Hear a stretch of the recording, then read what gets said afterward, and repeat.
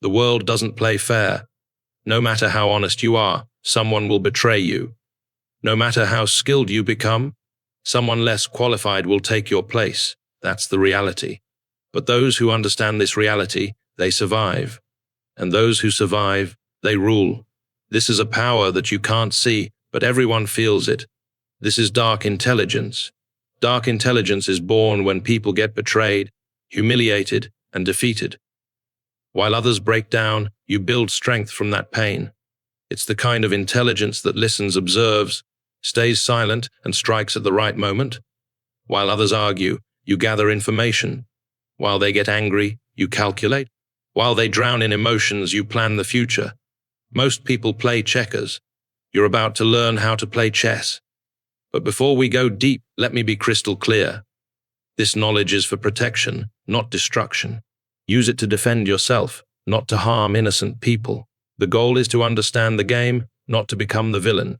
Today, you'll discover the 8 psychological traits that separate survivors from victims, leaders from followers, winners from losers. Now, I want you to drop this affirmation in the comments.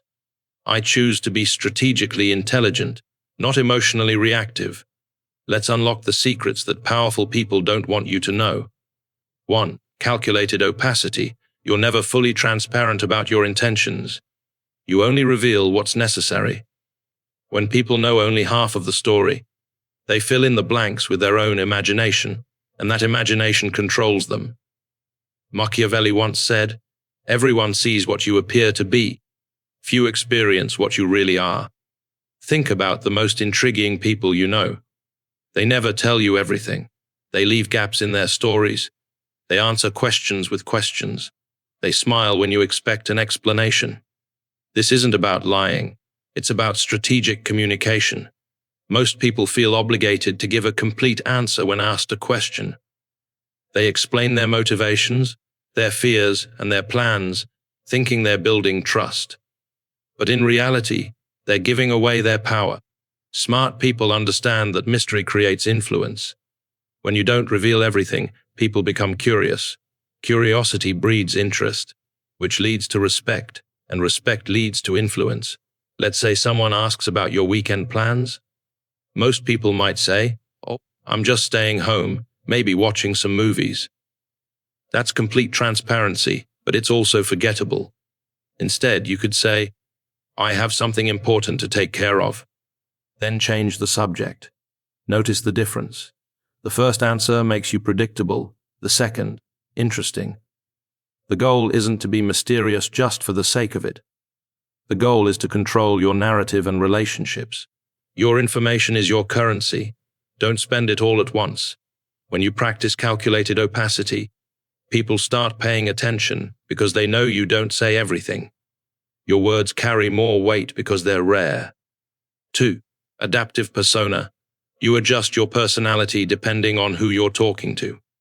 People think they know you, but they only know one version of you. Machiavelli said, "A prince ought to take care that he never lets anything slip from his lips that is not replete with the 5 qualities mentioned above, that he may appear to those who see and hear him as merciful, faithful, humane, upright, and religious." This isn't about being fake. It's about being effective. You naturally adjust your presentation based on who you're talking to. You speak differently to your grandmother than to your friends. You act differently in a job interview than at a party. Adaptive persona takes this tendency and makes it intentional.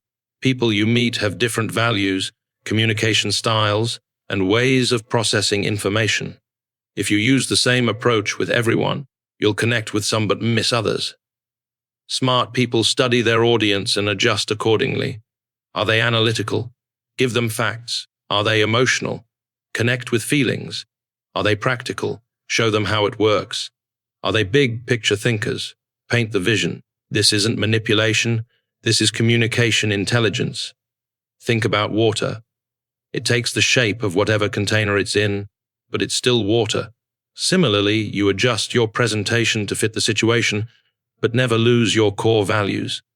Authenticity doesn't mean being the same in every situation. It means being yourself. but adapting how you express that self to be most effective. 3. The principle of detachment. You're not a slave to any relationship, emotion, or opinion. What you're not afraid to lose can't control you. What can't bind you can't manipulate you. Machiavelli once said, "Since love and fear can hardly exist together, if we must choose between them, it is far safer to be feared than loved." Detachment is often misunderstood.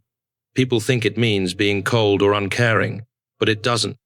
It means being free. Most people are controlled by their attachments. They're afraid to lose their job, so they accept bad treatment. They're afraid to lose a relationship, so they compromise their values. They're afraid to lose approval, so they say what others want to hear instead of what needs to be said. Fear of loss makes you weak. Freedom from fear makes you powerful.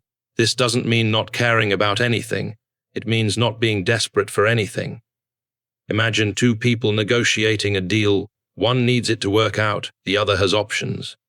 The second person, who isn't attached to the outcome, has more power. Detachment gives clarity.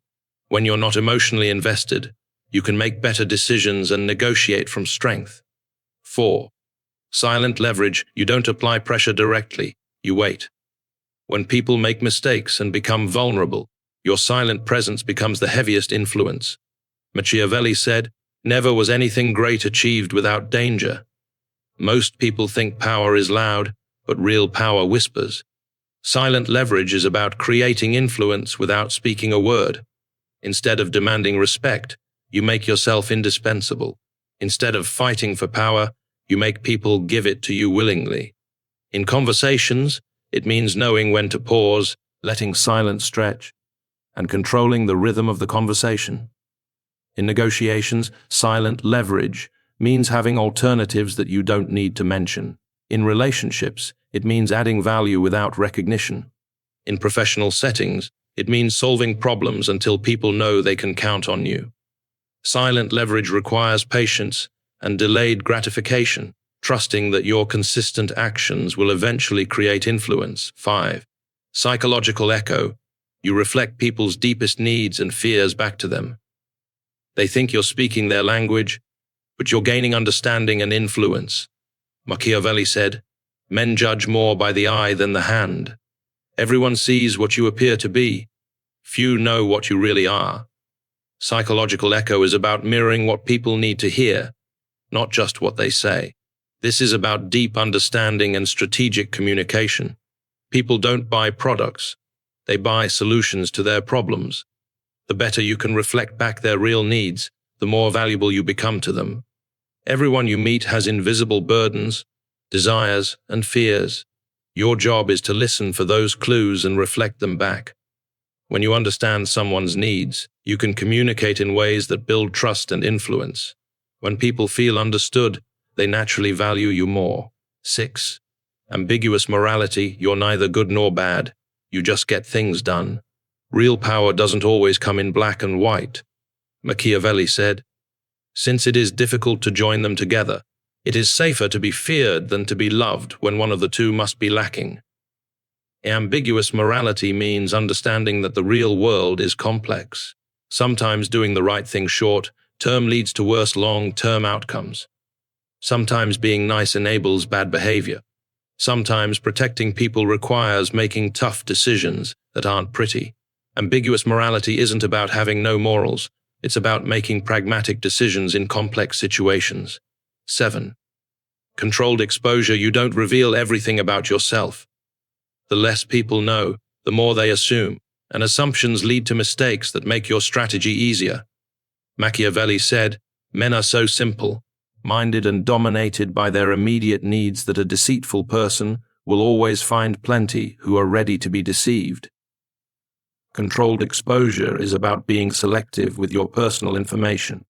It's about creating curiosity gaps that make people more interested in you. People who overshare blend in. Those who control exposure stand out. This is not about being secretive, but about revealing just enough to keep people engaged without giving away everything.